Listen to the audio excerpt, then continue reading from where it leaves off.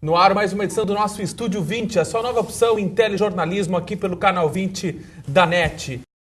Na minha direita, aqui na bancada, na DR50, contamos com a presença do advogado tributarista Nelson Lacerda, diretor-presidente da Lacerda e Lacerda Advogados. É com muita satisfação que contamos com o retorno de um amigo, um colaborador da época do nosso programa 6h30, que agora está conosco aqui no Estúdio 20, o Dr. Nelson Lacerda, diretor-presidente da Lacerda e Lacerda Advogados. Primeira vez no Estúdio 20 aqui. Obrigado, Dr. Lacerda. Muito obrigado, é um prazer estar aqui. Primeira vez que eu venho no novo programa e espero que tenha muito sucesso. Muito obrigado. Mas os precatórios, né? O Fábio, nosso produtor, estava passando a pauta e nós estávamos debatendo aqui nos bastidores, no intervalo comercial, doutor Lacerda. A cada mês que passa, esse bolo aumenta mais e a solução, pelo lado do governo, não existe. Realmente a palavra boa é boa, né?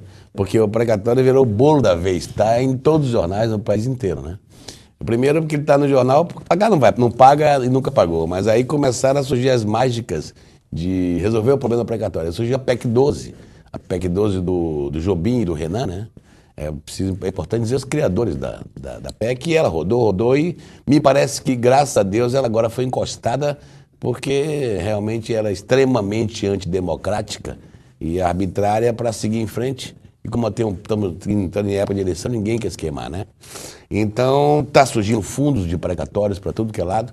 Então, os precatórios hoje estão sendo falados muito e isso também tem atraído as empresas cada vez mais, porque a carga fiscal é muito grande, e as empresas estão percebendo, separando bem precatório de outros papéis e títulos não muito confiáveis, e descobrindo cada vez mais o que é o precatório. O precatório se tornou popular.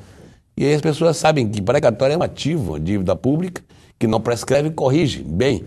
E o governo sabe bem o quanto corrige, porque ele paga a conta da má administração desses precatórios, ou seja, ele não paga e a conta se multiplica gigantescamente, né? Aqui no Rio Grande do Sul, por exemplo, que o precatório eu calculo 5 bilhões, ele deve estar subindo 12%, 13% ao ano, então imagine que a cada ano que passa, a dívida do Rio Grande do Sul sobe meio bilhão de serviço de dívida, mais os precatórios novos que entram por não cumprimento das obrigações com os servidores públicos, nós estamos pensando em 1 bilhão a cada ano de aumento de dívida que não é paga. Veja bem, telespectadores, são 5 bilhões. Bilhões. E essa dívida corrige, o valor dela é muito alto. Hoje a correção desse tipo de ativo é um investimento de melhor qualquer título no Brasil.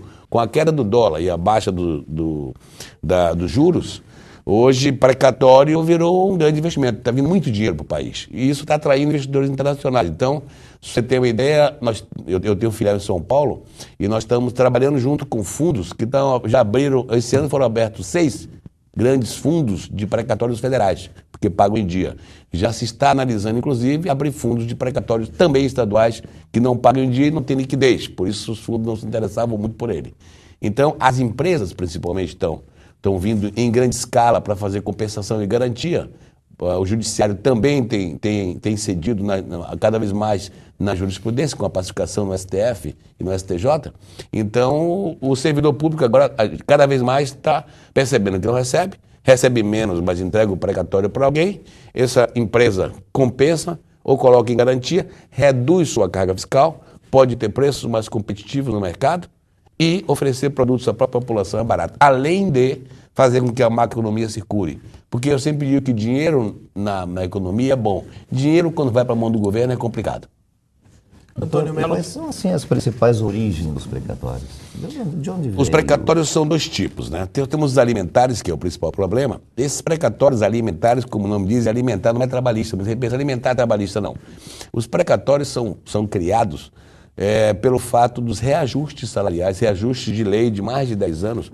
Havia o reajuste publicado no Diário Oficial, mas o governo não repassava esse reajuste. Por quê? Usando a lei Camata, que é uma lei que foi colocada, que surgiu alguns anos atrás, para regular, uma lei boa, inclusive, o serviço público, dizendo o seguinte: não se pode pagar mais de 60% em salários do valor arrecadado.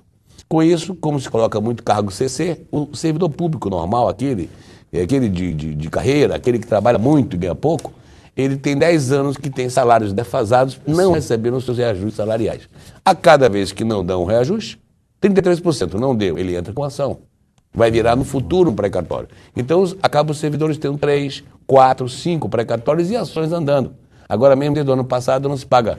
Se parou de pagar o salário acima de R$ 1.950. Ora, o cara recebe 4, 5 aí, agora é 1.950, o resto depois, isso vira uma ação. Mas então, na realidade, vira uma ação improcedente, quer dizer, o beneficiário acaba não recebendo, ele fica com aquele crédito, mais um crédito que depois Exatamente. Ele ganha, depreciado pelo...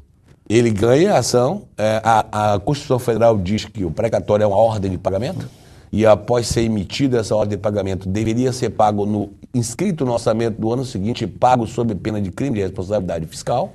Nenhum governante no país escreve, nenhum governante do país paga. E nada acontece. Ou seja, é um país em que as leis, né, são feitas muitas leis e poucas leis são cumpridas. E esse ainda é um dos problemas que nós temos no Brasil, é excesso de leis e pouca lei sendo cumprida. Então, eles não recebem, não recebendo e morrendo em vida, hoje já se calcula, nós somos também advogados da Associação Nacional de Servidores Públicos, e hoje já se calcula que 30% dos donos dos precatórios já morreram sem receber os seus direitos. Depois de lutar durante 10 anos pelo... Não fica para herdeiro. Então, o que é precatório? Precatório é pedaço de salário. Pedaço de salário. Entende? Do próprio servidor público que presta serviço ao Estado. Ou seja, o Estado, além de abusar da carga fiscal, que é muito grande no país, é uma carga que deixa as empresas em péssima situação, também abusa do seu próprio servidor, não lhes passando os reajustes salariais. Doutor Lacerda, nesse aspecto aí, então, esses fundos seriam, de certa forma, um atenuante, né, para de uma forma até o futuro beneficiário fazer um desconto em cima desses... Porque a única forma de quem tem um precatório para receber e não recebe, de ver algum dinheiro, negociar com deságio. Então, o que acontece? Se criou no mercado administradoras de fundos, administradoras de crédito que compram esses precatórios com deságio, ganham um split, e vende para as empresas. Nós, advogados, fazíamos ações para os servidores públicos há anos e também percebendo que não se ia receber estadual e uma parte também do advogado, começamos a fazer o quê? Um trabalho de levar ao judiciário o precatório como moeda para pagar imposto, para pagar ICM.